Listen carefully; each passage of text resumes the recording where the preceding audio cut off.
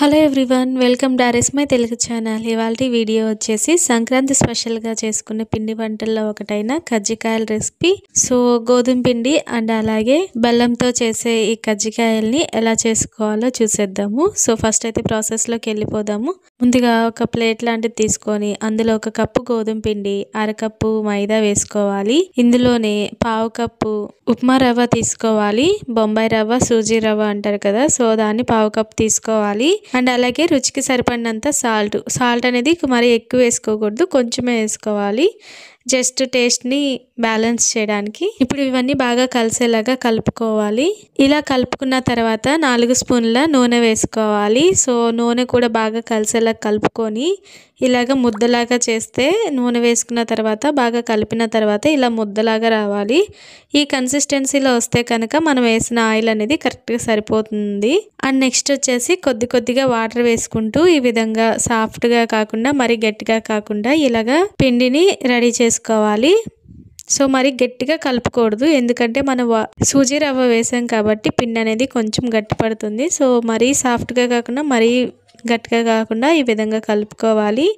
ఇప్పుడు ఈ పిండి ఆరిపోకుండా పైన తడి క్లాత్తో ఇలా కవర్ చేసేసి ఒక అరగంట పాటు ఈ పిండిని నాననివ్వాలి. అరగంట పాటు పిండి నానితే కనుక కజ్జికాయలు క్రంచీగా వస్తాయి. సో మరి గట్టిగా లేకుండా క్రంచీగా వస్తాయి అన్నమాట. సో పిండి నానేలోపు స్టఫింగ్ కోసం రెడీ చేసుకుందాము. ఇందుకోసము స్టవ్ ఆన్ చేసుకొని బాణలి పెట్టుకొని 2 స్పూన్ల నెయ్యి వేసుకోవాలి. నెయ్యి హీట్ అయిన తర్వాత ఒక కప్పు సూజీ రవ్వ వేసుకొని లో ఫ్లేమ్లో కమ్మని వాసన వచ్చేంత వరకు వేయించుకోవాలి. రవ్వ 2 నిమిషాలు వేయించుకున్న తర్వాత జీడిపప్పుని కూడా ఇలా 2 సగాలు చేసుకొని వేసుకోవాలి. సో మన టేస్ట్ తగినట్లుగా ఎక్కువ తక్కువ వేసుకోవచ్చు అనమాట. లో ఫ్లేమ్లో పెట్టుకొని కలుపుతూనే వేయించుకోవాలన్నమాట. సో లైట్గా వేయించుకున్న తర్వాత ఒక కప్పు సూజీ రవ్వ తీసుకున్నాం కాబట్టి ఒక కప్పు కొబ్బరి తీసుకోవాలి. సో ఈ కొబ్బరిని తురుముకొని, ఎండు కొబ్బరిని తురుముకొని తీసుకోవాలి. కొబ్బరి వేసిన తర్వాత ఎక్కువసేపు వేయించనక్కర్లేదు, జస్ట్ ఒక 2 నిమిషాలు వేయించుకుంటే చాలు. సో కొబ్బరి వేసిన తర్వాత 1 నిమిషం పాటు వేయించుకొని మళ్ళా ఒక 2 స్పూన్ల నువ్వులు వేసుకోవాలి. అలాగే మీకు కనుక టేస్ట్ నచ్చితే గసగసాలు కూడా యాడ్ చేసుకోవచ్చు. ఇప్పుడు మరొక నిమిషం పాటు వేయించుకొని స్టవ్ ఆఫ్ చేసుకొని మరో గిన్నెలో తీసుకోవాలి. స్టవ్ ఆఫ్ చేసిన తర్వాత ఇదే గిన్నెలో ఉన్నా కానీ కలుపుతూనే ఉండాలి, లేదంటే మాడిపోతాయి. ఇందులోనే 1 స్పూను యాలకుల పౌడర్ వేసుకోవాలి, మంచి ఫ్లేవర్ ఉంటుంది.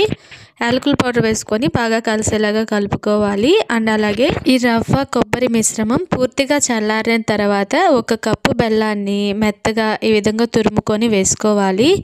సో వీలైనంత మెత్తగా తురుముకోవడానికి ట్రై చేయండి, అప్పుడు ఈజీగా కలిసిపోతుంది. సో నేనైతే ఇక్కడ క్యారెట్, కొబ్బరి కూర ఉంటుంది కదా, సో దాంతో ఈ విధంగా మెత్తగా తురిమేశాను. ఇప్పుడు 1 కప్పు బెల్లం తీసుకున్నాము. సో అన్ని ఈక్వల్గా తీసుకోవాలి. 1 కప్పు రవ్వకి 1 కప్పు బెల్లము, 1 కప్పు కొబ్బరి తీసుకుంటే టేస్ట్ అనేది బాగుంటుంది.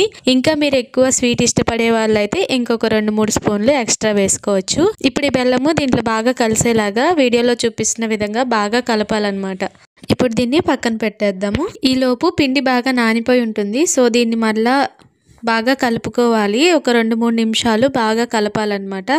అప్పుడు మాత్రమే మనకి బాగా గుల్లగా వస్తాయి.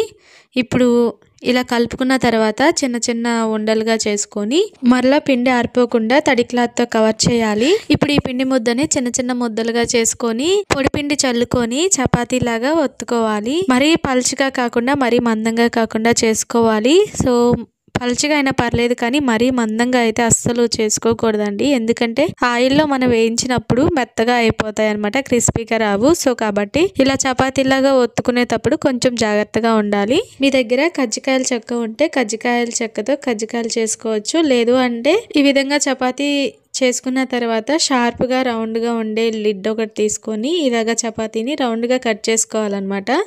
ఇందులో ముందుగా ప్రిపేర్ చేసుకున్న స్టఫింగ్ మిశ్రమం ఉంది కదా, సో దాన్ని ఎంతైతే సరిపోతుందో సో అంత ఈ రవ్వ మిశ్రమాన్ని చపాతీ మీద వేసుకోవాలి. అండ్ అలాగే ఎడ్జెస్కి వచ్చేసి లైట్గా వాటర్ అనేది తడి చేసుకొని వేలుతో ఈ విధంగా రాయాలన్నమాట.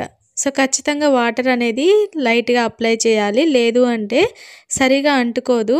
సో అంటుకోకపోవడం వల్ల ఆయిల్లో వేసినప్పుడు పగిలిపోయి ఆయిల్ అంతా పాడైపోతుంది. సో కజ్జికాయలు అనేది సరిగా రావు. ఇలాగ వేలుతో తడి చేసుకున్న తర్వాత నీట్గా వీడియోలో చూపిస్తున్న విధంగా ఫోల్డ్ చేసుకొని ఇలా నొక్కాలి. తర్వాత ఫోర్క్తో ఈ విధంగా డిజైన్ వేసుకోవాలన్నమాట. సో అలాగే స్ట్రాంగ్గా కూడా ఉంటుంది. అండ్ మనం నార్మల్గా కజ్జికాయ చెక్కలో ఎలా అయితే కజ్జికాయలు చేసుకుంటామో సేమ్ ఆ షేప్ వస్తుంది ఇలా ఫోర్క్తో చేసుకోవడం వల్ల. ఇలానే మిగతా పిండితో కూడా చేసుకొని పక్కన పెట్టేసుకోవాలి. ఇప్పుడు డీప్ ఫ్రై కోసము స్టవ్ ఆన్ చేసుకొని బాణలి పెట్టుకొని డీప్ ఫ్రైకి సరిపడా ఆయిల్ వేసుకొని, ఆయిల్ అనేది మరీ హీట్ అవ్వకూడదు. ఆయిల్ మీడియం హీట్లో ఉన్నప్పుడు మంటని లో టు మీడియం ఫ్లేమ్లో పెట్టుకొని, సో బాణలీకి ఎన్ని అయితే సరిపోతాయో అన్ని కజ్జికాయలు వేసుకొని డీప్ ఫ్రై చేసుకోవాలి. సో ఇలా వేయించుకునేటప్పుడు మంటని మాత్రం అస్సలు హై ఫ్లేమ్లో పెట్టుకోకూడదండి. లో టు మీడియం ఫ్లేమ్లో పెట్టుకొని డీప్ ఫ్రై చేసుకోవాలి. అలాగే కజ్జికాయలు వేసిన వెంటనే కదపకూడదు. ఒక 2 నిమిషాలు వేగిన తర్వాత మరొక వైపుకి టర్న్ చేసుకోవాలి. సో లైట్ గోల్డెన్ కలర్ వచ్చేంత వరకు డీప్ ఫ్రై చేసుకొని పక్కకు తీసేసుకోవాలి. సో ఇదే విధంగా బ్యాచెస్ వైజ్గా మిగతా అన్ని డీప్ ఫ్రై చేసుకోవాలి.